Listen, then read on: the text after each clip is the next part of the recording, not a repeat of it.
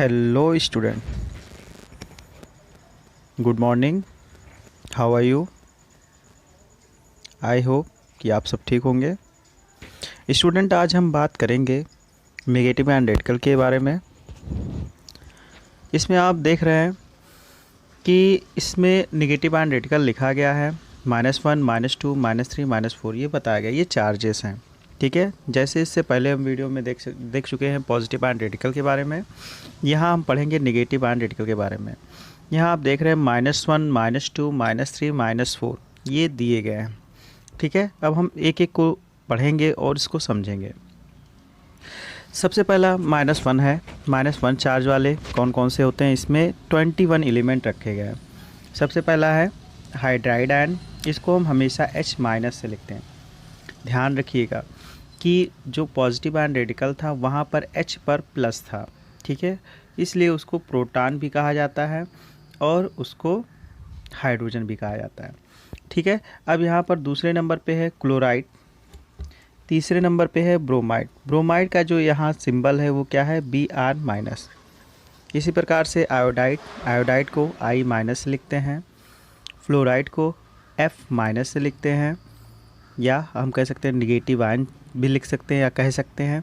Hydroxide, इसको OH negative ion कहते हैं। साइनाइड Cn निगेटिव आयन कहते हैं। Chlorate ClO3- negative ion. ठीक है, hypochlorate ClO negative ion. Bromate BrO3 negative ion. Hypobromate में ये ध्यान रखिएगा कि जो यहाँ पर ब्रोमेट में क्या था? O3 था, जबकि हाइपोब्रोमेट में ये 3 हट जाता है तो हो क्या जाता है? BrO negative ion.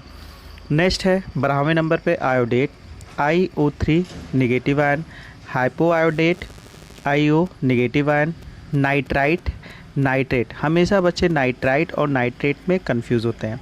ध्यान रखिएगा, जिसमें I होगा उसका हमेशा जो सूत्र होगा या फार्मूला होगा वो NO2 होगा, जबकि अगर ATE है यानी नाइट्रेट में तो नाइट्रेट का हमेशा NO3 होगा। ये बहुत इंपॉर्टेंट चीज़ें हैं, इसको आप बहुत अच्छे से लिख लीजिए, राइट डाउन कर लीजिए और इस नोट्स अब एक अच्छे से नोट्स को बना लीजिए। उसके बाद है बाईसल्फाइड और बाईसल्फेट। जिस प्रकार से नाइट्राइट और नाइट्रेट था उसी प्रकार से बाईसल्फाइड और बाईसल्फेट है। बाईसल्फाइड में क्या होता है? इसका जो फार्मूला है या हम कह सकते हैं HSO3 निगेटिव आयन, इसे हम कहेंगे। और उसके बाद है बाईसल्फेट का होगा HSO4 निगेटिव आयन।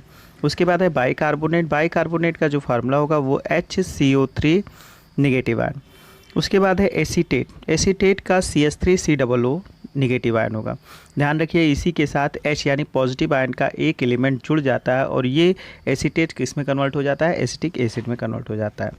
उसके बाद है परमैंगनेट का जो सूत्र होगा वो होगा MnO4 निगेटिव आयन। उसके बाद है मेटा एल्यूमिनेट का होगा AlO2 निगेटिव आयन। अब उसके बाद हम देखते हैं -2 वाले भी कई सारे एलिमेंट हैं। इसमें सबसे पहला है ऑक्साइड का होगा O2- या हम कह सकते हैं O2 निगेटिव आयन। उसके बाद है सल्फाइड का होगा S2 निगेटिव आयन। उसके बाद है सल्फेट SO4 2 निगेटिव आयन। उसके बाद है सल्फाइड SO3 2 निगेटिव आयन। ध्यान रखिएगा कि सल्फेट और सल्फाइड का जो फार्मूला है उसको याद कर लीजिएगा, इसमें काफ़ी कन्फ्यूज़न होती है। उसके बाद है कार्बोनेट का होगा CO3 2 निगेटिव आयन। नेक्स्ट है क्रोमेट का होगा CrO4 2 निगेटिव आयन। सातवां है डाइक्रोमेट का होगा Cr2O7 निगेटिव आयन। इसीलिए पोटेशियम डाइक्रोमेट का जो सूत्र होता है वो क्या होता है? K2Cr2O7। अब उसके बाद देखेंगे 8वें नंबर पे है ऑक्जिलेट का जो फार्मूला होता है वो होता है C2O4 2-। उसके बाद है जिंकेट का होगा ZnO2 2 निगेटिव चार्ज, या हम कह सकते हैं 2 निगेटिव आयन। उसके बाद है थायोसल्फेट का होगा H2O3 2 निगेटिव आयन। फिर उसके बाद है -3 का क्या होगा? नाइट्राइट। ये देखिए, ध्यान रखिएगा, इसी कारण से जो नाइट्रेट में है या नाइट्रोजन है वो हमेशा 3 बॉन्ड बनाता है। ये जो चार्जेस हैं, चार्जेस के आधार पे हम ये भी कह सकते हैं कि बॉन्ड ये कितने बना सकते हैं। अब नाइट्राइट में क्या होगा? 3 नेगेटिव आयन। उसके बाद है फॉस्फाइड, फॉस्फाइड का होगा PO3 नेगेटिव आयन। नेक्स्ट है फॉस्फाइड और फॉस्फेट, देखिए नाइट्राइड, नाइट्रेट, सल्फाइड, सल्फेट, और उसी के बाद फॉस्फाइड और फॉस्फेट। फॉस्फेट का क्या होगा PO4 3 नेगेटिव आयन। उसके बाद है बोराइड, बोराइड का होगा BO3 3 नेगेटिव आयन। उसके बाद है फेरीसाइनाइड, फेरीसाइनाइड का क्या होगा FeCN6 3 नेगेटिव आयन। अब उसके बाद -4 वाले 2 एलिमेंट है टोटली। पहला है फेरोसाइनाइड, इसको हम लिखते हैं FeCN6 3 नेगेटिव आयन।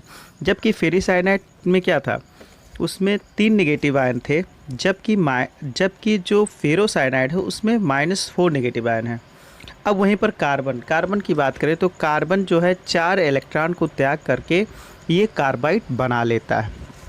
दोस्तों इसको आप बढ़िया से तैयार कर लीजिए।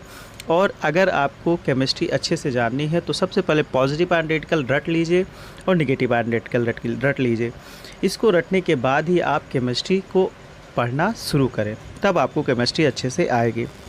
थैंक यू स्टूडेंट, हमारे चैनल को सब्सक्राइब करिए, इससे अच्छी वीडियो और हम लोग बनाएंगे और आपको भेजेंगे। Thank you.